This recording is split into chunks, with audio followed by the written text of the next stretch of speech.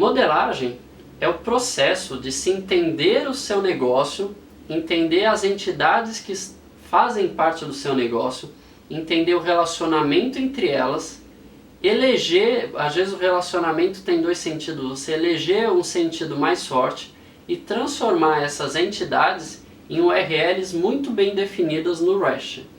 Também faz parte do processo de modelagem entender as ações que acontecem com essas entidades e eleger os verbos corretos. Também faz parte do processo de modelagem escolher o conjunto de atributos exato para cada uma daquelas entidades, e também faz parte desse processo quando não se tem aquela estrutura de CRUD, ou seja, eu tenho uma entidade, tenho um ID, eu posso criar, ler, atualizar, e eu tenho de repente um serviço, um processamento, algo que é como se não encaixasse no REST.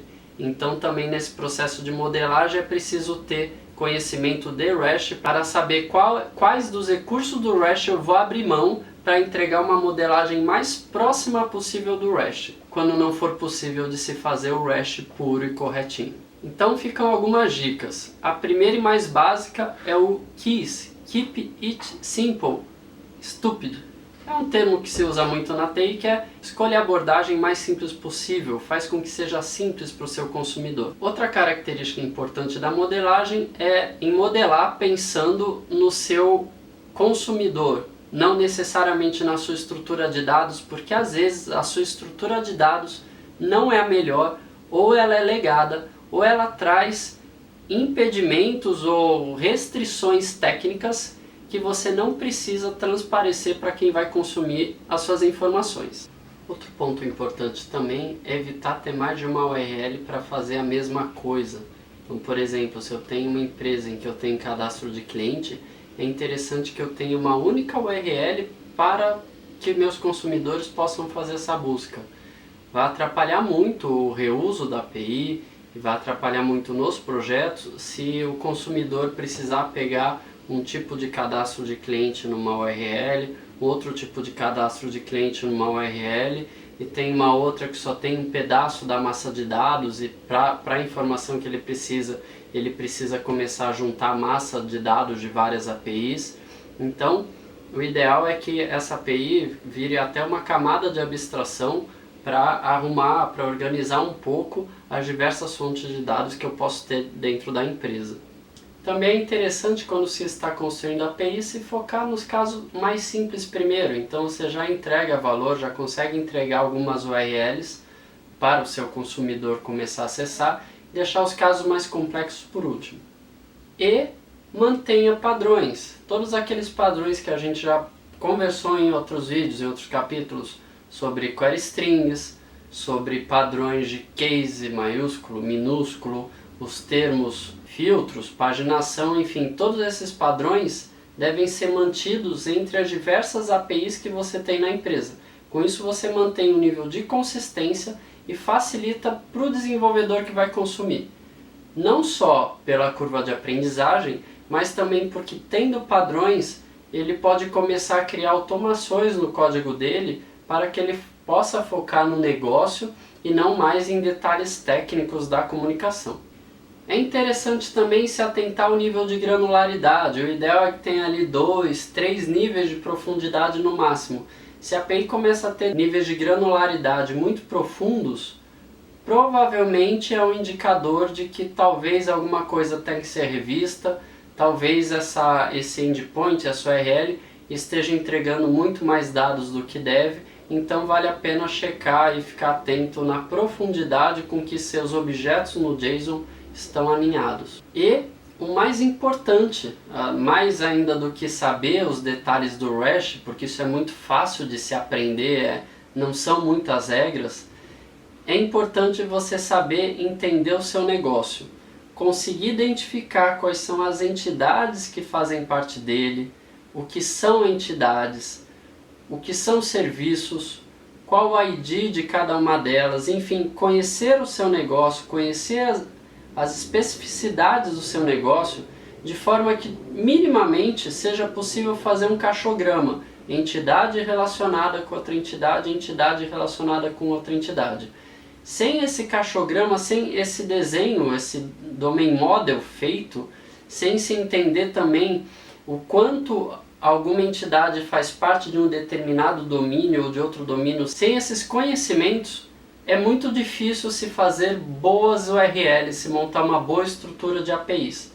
O Domain Driven Design não é necessariamente um assunto do REST API, mas é uma disciplina, é uma abordagem que traz como se fosse uma caixinha de ferramentas aí, com diversos apanhados aí de conceitos e práticas de análise que existem aí durante a história da TI, e ele concentra tudo de forma a tornar o analista mais capaz de fazer uma boa modelagem de sistema, não só de API. O que o Domain Driven Design traz de interessante é, além de você passar a ter consciência das peças que existem no sistema, entidade, serviço, fábrica, repositório, e poder trazer isso para um desenho, é aprender a fazer um desenho de forma que não só o seu programador, mas também o seu analista de UX e o seu analista de negócio, todos consigam olhar aquele desenho e entender o que está sendo mostrado ali, e principalmente que esse desenho represente o negócio. Porque a partir do momento que se faz sistemas que representam o negócio, quando o negócio tem uma mudança, fica muito claro para toda stack, desde o analista do negócio até o desenvolvedor, qual mudança deve ser feita no sistema.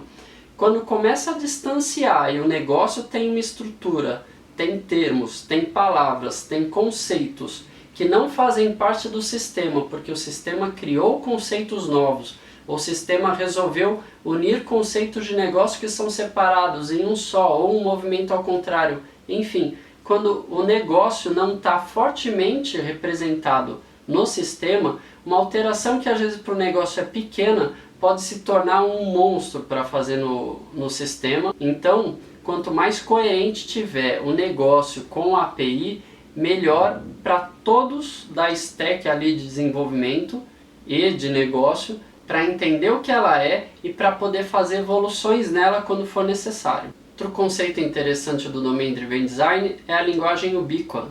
A linguagem ubíqua prega que o jargão, o linguajar usado entre os analistas de negócio e os analistas de TI deve ser o mesmo. Ou seja, um conceito de negócio tem que estar com o termo que o negócio usa representado na sua tela, representado na sua função do sistema, representado na sua base de dados e, naturalmente, na API. Então não é interessante que se crie nomes de entidades que não são facilmente reconhecidos pelo analista de negócio, por exemplo. O Domain Model é o grande entregável aí para API pelo menos, de um sistema concebido e montado usando o Domain Driven Design. Então é aquela relação entre entidades, entre objetos, separadas dentro de Bounded Context. Os Bounded Contexts em API são importantes para separar conceitos de negócio, principalmente porque provavelmente um Bounded Context tende a se tornar um contrato de API. Um Bounded Context tende a ser um assuntão. Por exemplo, na prática, quando vou desenhar um sistema em que eu tenho um canal, uma aplicação que vai fazer um pagamento, e para fazer o pagamento ela precisa fazer um dado de consulta do cliente e precisa também fazer uma consulta talvez em seguros. Só nessa conversa aqui a gente já tem 3 Bounded Contexts: clientes, pagamentos e seguros. Muito provavelmente as entidades de seguro fazem parte de um mundo que é um mundo separado das entidades de cliente, é um mundo separado das entidades de pagamento. Dessa forma, eu crio Bounded Context no desenho separando essas entidades. Quando eu tenho a mesma entidade presente nos dois, eu crio o relacionamento explicando o que são elas, e muito provavelmente na hora de eu escrever o contrato de API, na hora de eu organizar as URLs, eu vou organizar em 3 grupinhos separados, porque muito provavelmente também eu tenho times separados para cuidar de cada agrupamento desse, de cada Bounded Context, de cada contrato de API. E de forma geral, na hora de se fazer modelagem de API, O primeiro passo, listar os requisitos. Eu tenho que entender qual o pedido, eu tenho que entender qual a necessidade daquele projeto que eu estou participando. Identificados os requisitos, levantar as entidades. No meu negócio, quais são as entidades que estão relacionadas com aqueles requisitos que foram solicitados. Preciso identificar os serviços. Serviços são ações ali que não são necessariamente uma entidade, não é um item que tem uma tabela específica no meu banco de dados, que tem um ID para cada entidade que eu crio. Serviço às vezes é um processamento, às vezes é um pagamento, identificar serviços. Quarto passo, fazer o Domain Model. Tendo identificado todas essas peças, colocar no papel. O exercício de se fazer o Domain Model é muito mais rico do que o Domain Model pronto em si, porque nesse exercício, na hora de eu relacionar as entidades, vai surgir dúvida de qual o nome correto daquela entidade, vai surgir dúvida sobre o relacionamento correto entre elas, vai surgir dúvida se aquela entidade está dentro do Bounded Context correto. Então, na confecção desse material é que está a riqueza da análise. E por último, tendo claro quais são as entidades e qual é esse relacionamento, transformar em URLs com o alinhamento correto ali entre os recursos, converter, identificar os serviços de CRUD ali, criar, ler, converter e dizer quais são os verbos que serão utilizados, definir os atributos de entrada e saída e definir os códigos HTTP que virão como resposta quando eu faço um verbo interagir com uma determinada URL. De forma geral, quando a gente fala em modelar API, é isso, entender o negócio e transformar num contratinho de API bem feito, representando esse negócio.